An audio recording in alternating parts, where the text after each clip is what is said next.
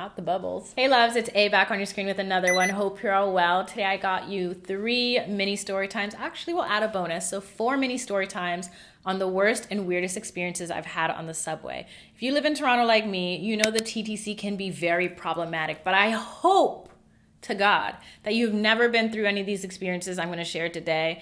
If you have, let a girl know down below and let's get into this. Oh, grab a drink, grab a snack, because even though those are going to be 3 short stories plus 1, you might want to still get yourself some tea or a little treat. Right now I'm drinking toasted marshmallow. It's so good, but it's also so hot, so let's put it down for now. All right, which story should I start with first? Let's start with the quickest one and also the most, I wouldn't say it's the most disgusting one because the last one is the most disgusting one. So let me paint a picture. I was in my late teens heading home from the downtown core to Etobicoke where I lived at the time, which is the same as like the Bronx, Harlem, Queens to Manhattan.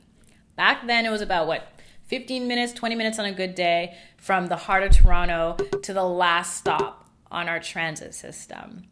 I'm there and let's say I'm a couple stops in and a girl comes on, she sits on, then she gets up immediately. Then she starts pacing back and forth. This is not the weird part because there's a lot of mentally unstable people that take the transit. We have a huge homeless problem in Toronto. So that's not unusual. What got weird was when she was sitting the second time, but got off her seat and crouched in between seats. And then all I see is a stream of liquid. She had taken off her pants to pee and lifted them back up and then came all over to,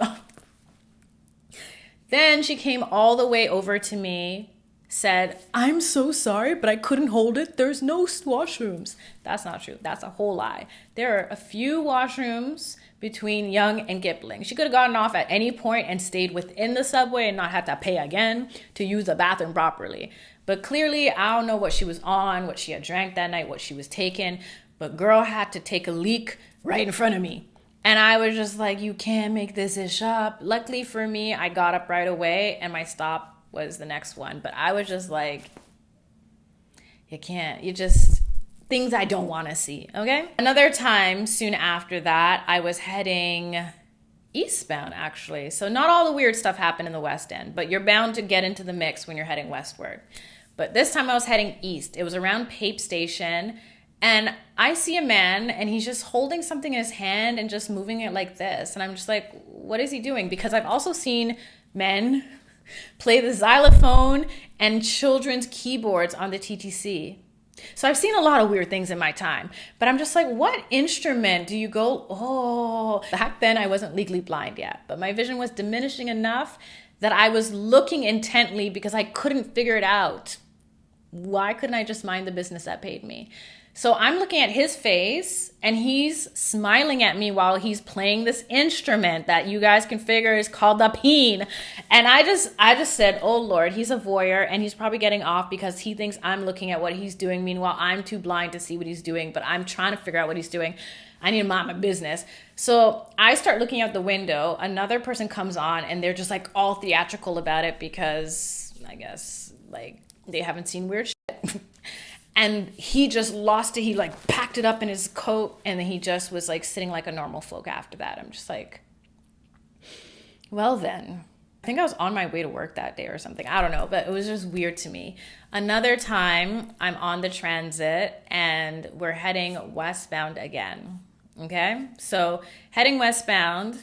What was this story about? Oh, this one is also super short, but also really scandalous. Heading westbound, passing Spadina Station. Do I not see 2 people bussing it down on the platform? I think that was on the news because I remember so many people talking about it. And I'm like, yeah, I was on one of the trains that passed by. Those people had to be on drugs because there's no way the chemistry between them was that strong that they just had to take them down right there. Like, who does that? Sex on the subway? Are you serious? The dirty floor? You could see the white booty in the air bobbing. I was just like, no, say it ain't so. This last story is disturbing, so viewer discretion is advised. I'm waiting at Kipling Station, the last stop at the West End, to go home. And Kipling Station, just to paint a picture, is a hub. Not as big as Union Station, but big enough that you can go to Mississauga or Brampton from there and even take a shuttle to get to the airport. So this particular night, It was quiet, but not like last train in Toronto quiet, just like the night is dying down. There's a couple of people milling around, including myself, waiting for my bus. And the way they set up the station is there's different signs for different buses, but each terminal, maybe there's like 2-3 buses. So as my vision got worse, I got more annoyed because sometimes I'd get on the wrong bus because it'd be at the same stop, and then stories for another day. But back then, I was early enough in my diagnosis that I could see well and clearly enough that I didn't really make this mistake. I'm waiting for my bus, minding my own business, listening to my music, and I see a man in a long coat approach me. Instantly, I just have that sensation of like, this dude is not okay. But because of where I grew up back in the day, like homelessness and mental illness doesn't scare me necessarily. Like I know a lot of my friends are like, oh my God, that guy's so weird. I can't be here. We need to go. I'm like, they're not going to trouble you. 9 times out of 10, they're just going to shout obscenities to themselves and go their way about their business. But this guy seemed to have a mission to march towards me. So that caught my attention because I'm like, this is different. Does this guy not walk directly towards me, whipping out his ding dong and stroking it aggressively? Not like the guy going eastbound that was, I guess, enjoying himself on the ride. This seemed aggressive, okay? So I started to take steps back, and the more that I tried to step away, and there's about more than 12 feet distance, the more he seemed to aggressively engage and approach me, and he was making like eye contact. So I'm to the point where I'm at the end of the terminal now. I'm thinking, do I just get out of the station? But then what if I miss my bus? Because I'd rather jump on the bus and tell the bus driver, like, what do I do?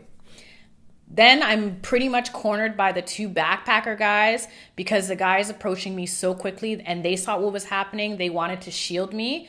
So I'm here, the 2 backpackers are here, and he approaches and he starts pushing into them to the point where their backpacks are pushing into my body. One of the guys, I don't know what type of European he is, but he had an accent. It's like, no, leave her alone, leave her alone. And the other guy is kind of pushing against him. Meanwhile, this guy is still aggressively jerking off. I'm thinking, oh God, this man is going to jizzle all over us. The guy said one more thing to him. I don't remember what it was because the entire time I was so in a state of shock because I'm just like, what's going on? They pushed him off. Literally, I was just so confused. In those moments, you're like petrified to the point where you're frozen. So both of the guys turn and they look at me and they're like, are you okay? Do you need help?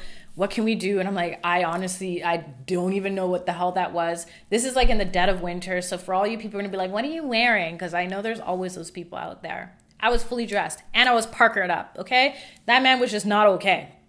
So I'm standing there with these guys trying to comfort me. And I'm like, honestly, guys, I just want to go home. That was effing weird.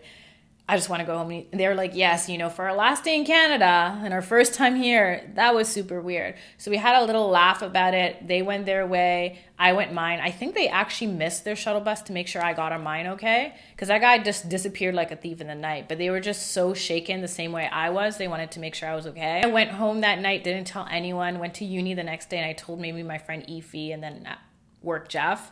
But I never really told anyone that story because it was just so effed up. So there you have it. 4 of the most frightening, disturbing, weird, disgusting experiences I've had on the subway. Those are not all. So if you want more, let a girl know down below. If you have any experiences, like I said at the top of this video, share it with the community as well. And until next time, stay safe, stay sane, stay blessed. Love and later.